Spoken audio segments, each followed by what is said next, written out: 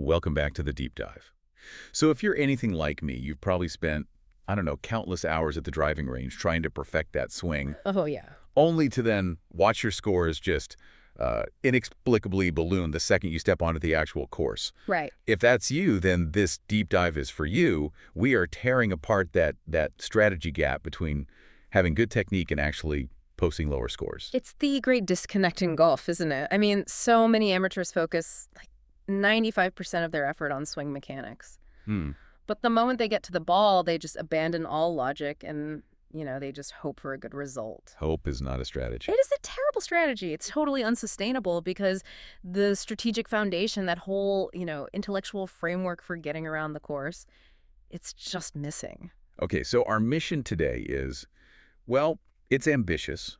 We're moving beyond hope. We're going to try to transform these risky swings into clear, logical, repeatable strategy. Yes. And it's all based on understanding two things: the absolute reality of your own game and the statistical risks the course itself presents. Precisely. And the core of that strategy, it starts before you even put a tee in the ground.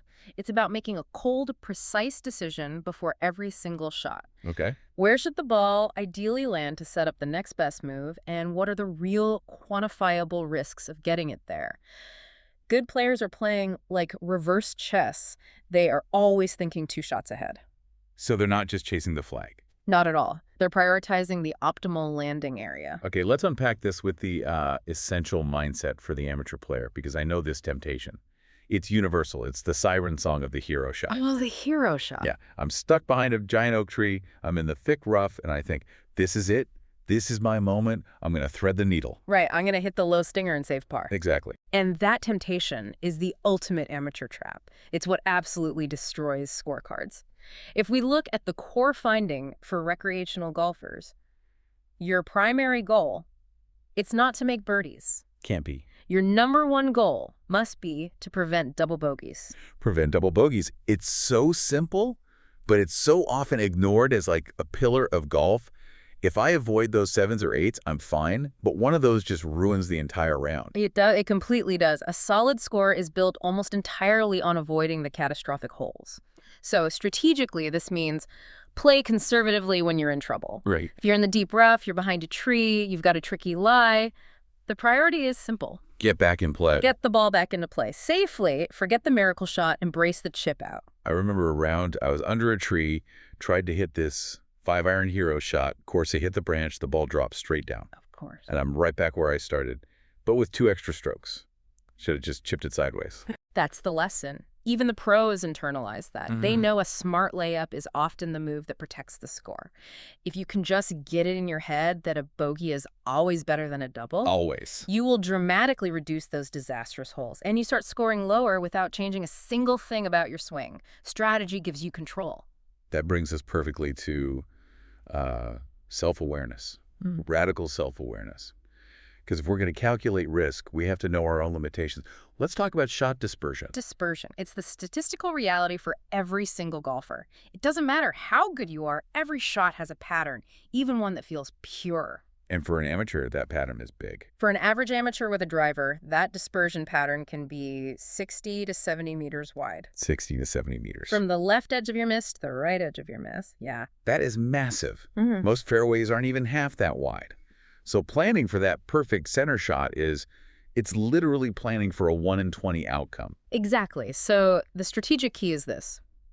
You have to aim the center of your dispersion pattern toward a zone where even your worst acceptable miss still produces an okay result. You're not aiming for a line, you're aiming for a big area, a safe landing area. You've got it. That's the whole idea. But how does an amateur actually quantify a 60-meter dispersion? Yeah. I mean, we're not all carrying around TrackMan monitors every round. No, you don't need the high-tech gear. You just need awareness. You can do it low-tech, go to the range, hit 10 drivers at one target, Okay. and just track where the farthest left and farthest right balls land. Use a GPS app on your phone to mark those spots. That gives you a real measurement of your pattern. I see. And once you know that range, you stop fighting to hit this tiny target and you start fighting to place your average shot into a giant safe window. The pressure just melts away. And we can apply this exact same logic to club selection, which you call the Venn diagram approach. Yeah. because I do this all the time. I'll reach for a 7-iron when I should probably hit an 8 just because I want to, go all out and get every last yard. And you forget that your club distances overlap, especially when you factor in those big dispersion patterns. So the Venn diagram approach, it just forces you to compare two clubs, say, the 7-iron versus the 8-iron, and you analyze the total area covered by both clubs, including your best outcomes and your worst. So if my 7-iron, when I mishit it, short and left, finds the water. Right. But my 8-iron, when I hit it perfectly, is just middle of the green. The 8 is the better strategic choice, even if it requires a better strike. It is the superior choice, 100%.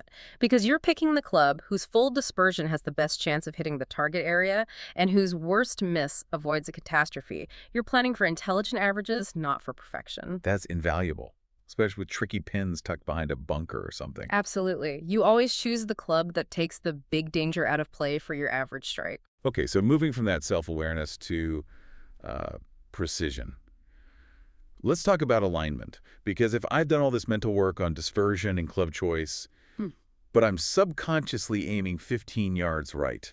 All that strategy is wasted. Yeah, it's all for nothing. It's the Achilles heel for so many amateurs. They feel like they're aligned square, but they're often too open or too close. The feel isn't real. The feel rarely matches reality. So the solution has to be practical and it has to be systematic, especially out on the course. So how do we fix that systematically without, slowing down play or lining up stakes? The best method uses a very specific visual aid.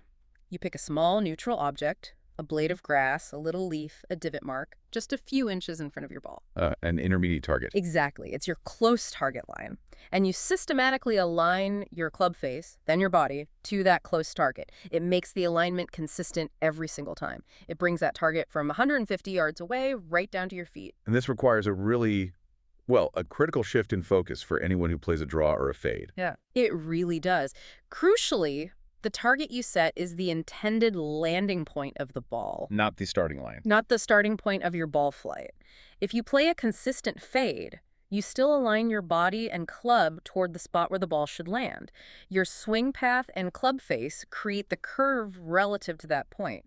That shift creates immense precision. That level of systematic precision brings us to systematic planning. And the source material introduced this highly structured system called Decade. Yes, Decade. Which uses numbers to calculate a safe target. This sounds way more rigorous than just eyeballing it. It is far, far more rigorous. The Decade system gives you a structured way to select a target based on 6 factors, not just 4 like some people think.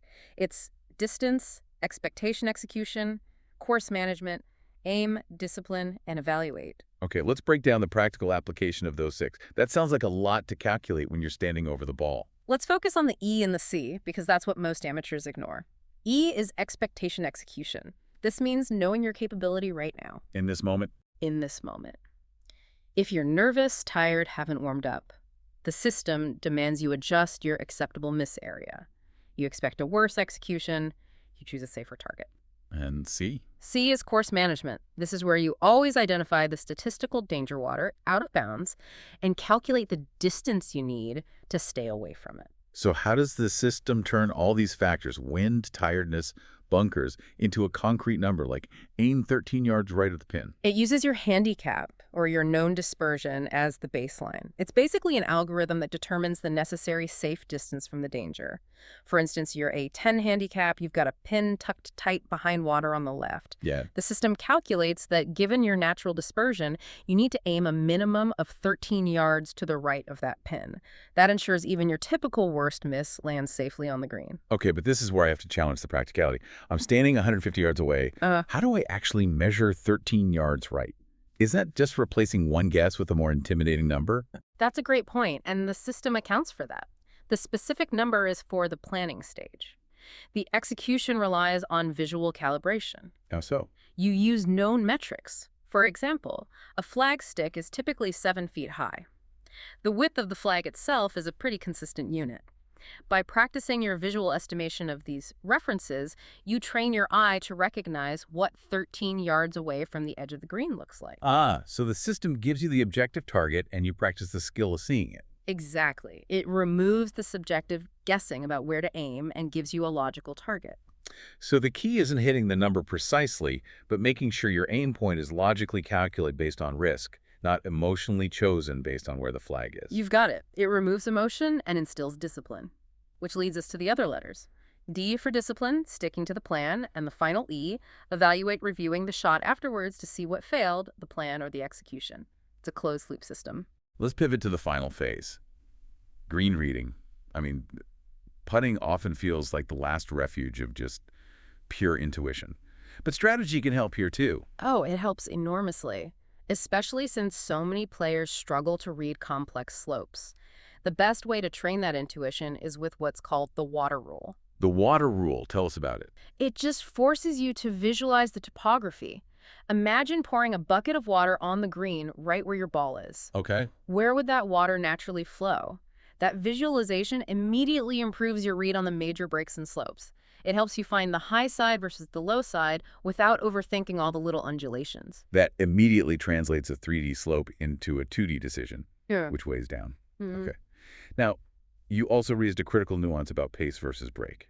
This is where I think most players get lost. They do. They think of the break as just a static amount. But you have to understand that during the first part of the putt, the ball's higher speed.